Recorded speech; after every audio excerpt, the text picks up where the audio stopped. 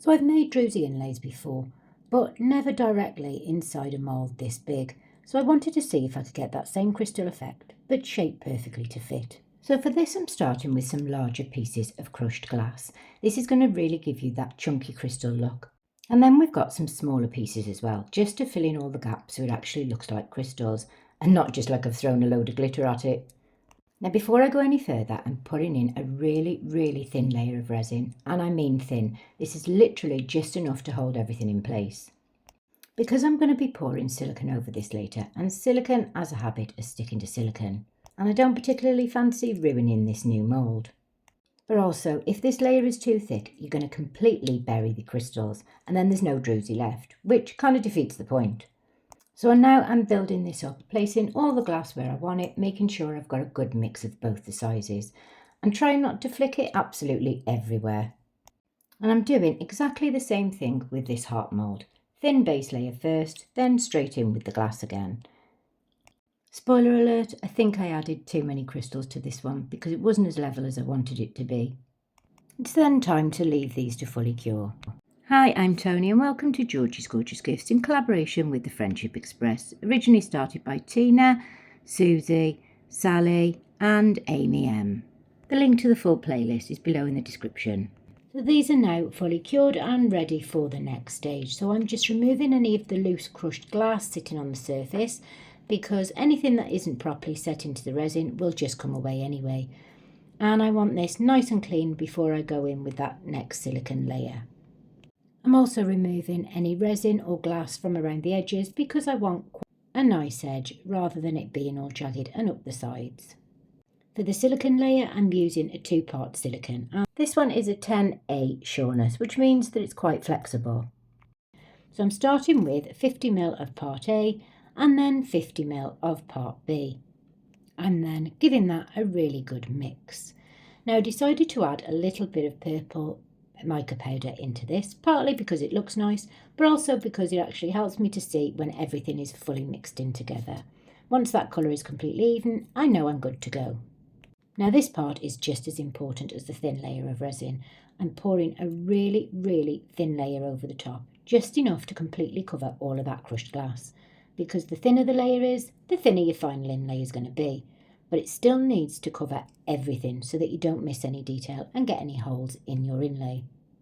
As you can see, for a lot of this I'm using my stick rather than just pouring it all in, because you can guarantee, because it's me, I just end up pouring way too much. And again, I'm just repeating exactly the same process in this heart mould. Once I was happy with the coverage on both of these rabbits, I still had a little bit of leftover silicone. So I grabbed one of my blank Druzy coasters and then added a really thin layer onto that as well, just to create another inlay rather than wasting what's left. And then I cross my fingers in the hope that that silicone isn't going to stick to the silicone mould, because that's so the thing that would happen to me. So after wiping off any excess silicone that we might have on the mould, I then wait for that to fully cure. So I left this overnight and now it's ready to demould.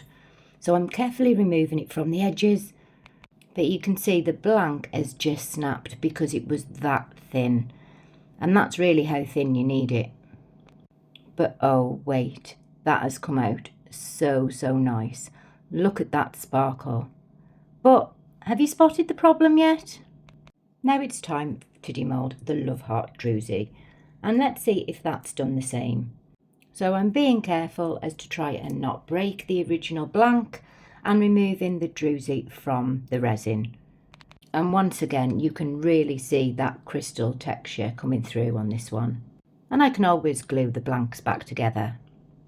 Now please don't go grabbing your best mould for this, because if it decides to stick, you're going to be absolutely gutted and it'll all be my fault.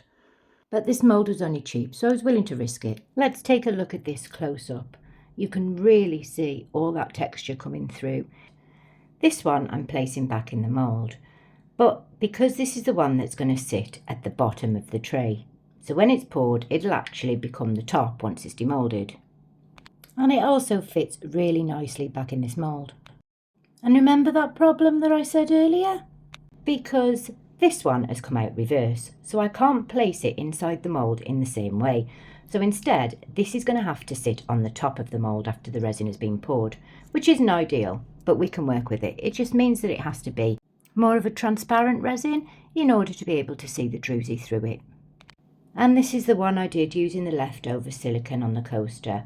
Now this one's quite a bit chunkier because the base itself was made with larger pieces of glass. You can see there are a few little gaps in there just because it wasn't quite thick enough, but honestly I still really like the texture on this one. Now we've created our druzys, it's time to do something with them. So I'm placing this one back into the tray, making sure that it fits nice and snug. I'm not completely happy with the thinner section at the bottom. It doesn't have as much crystal effect, and I did consider removing it at one point, but we are going to go with it. So we go in full resiners for this one, using their epoxy resin, their Duel mixer, and then into the degassing machine because bubbles are not invited to this one. Then for the first one, I'm pouring a really thin clear layer just to sit on top of the druzy. And for now, that's all we're going to do with this tray. For the next one, I'm adding a touch of the Starry Skies green sparkle, but literally one drop to just over 100 ml of resin. I don't want this layer to be full on sparkle. I just want enough so that it's going to catch the light in certain places. And I'm filling this up just over halfway up. Now I knew this was a bad idea at the time, but because I needed to speed things up, I've popped it into the curing machine. And I was meant to check it every 15 minutes. Well, that didn't happen. ADHD brain kicked in, I got distracted, and by the time I came back to it, had gone from runny to basically solid, and there was no way the druzy was going to work in that. So that meant I had to take it all back out and clean the mould again.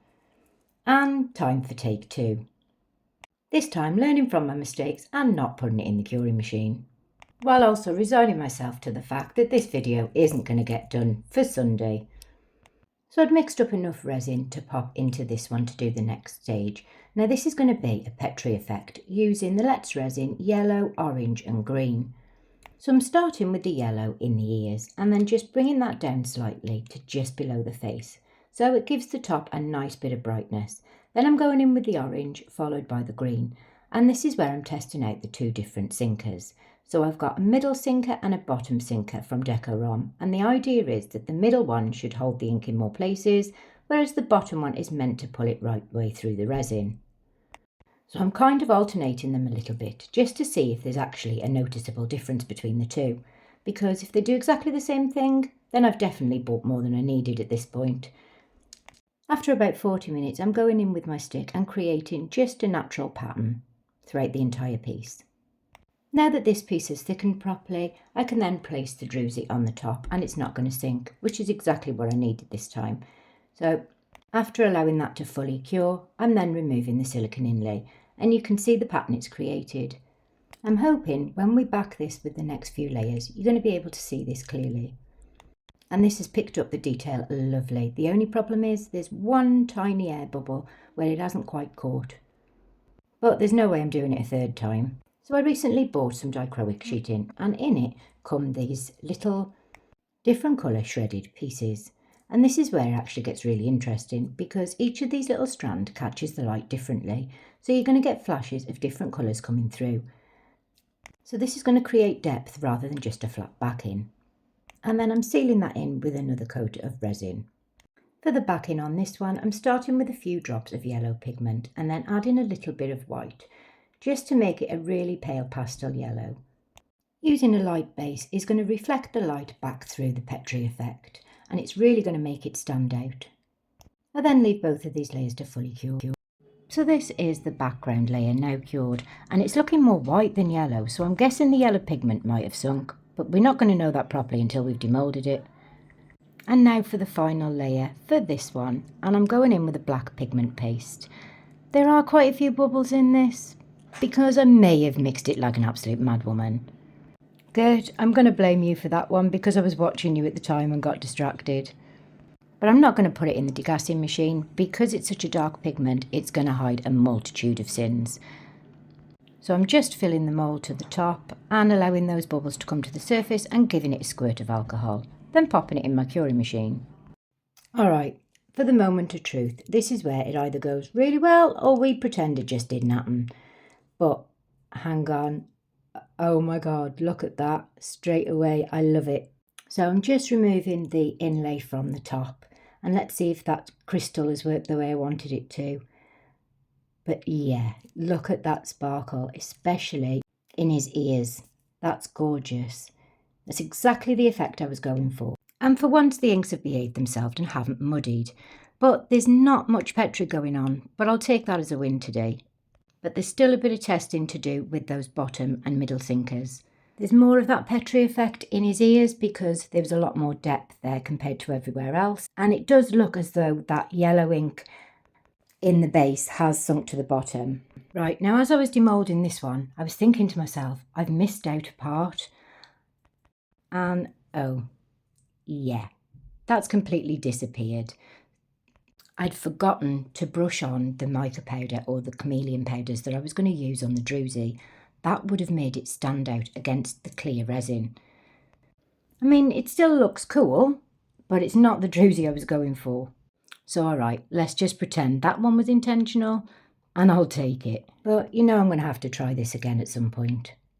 So definitely a bit of a mixed bag today. One that worked exactly how I wanted it to, and the other one that just completely disappeared on me, mainly due to stupid mistakes I shouldn't have even made. Now to be fair, this wasn't even my original planned video, so a couple of things that went wrong here probably wouldn't have done if I'd have taken a bit more time with it. And before we call these finished, I just need to tidy up these edges a bit, so I'm using a pair of wire snips to chip away at any of that excess resin, just carefully so I don't take too much off. Just so those sharp edges doesn't take somebody's fingers off.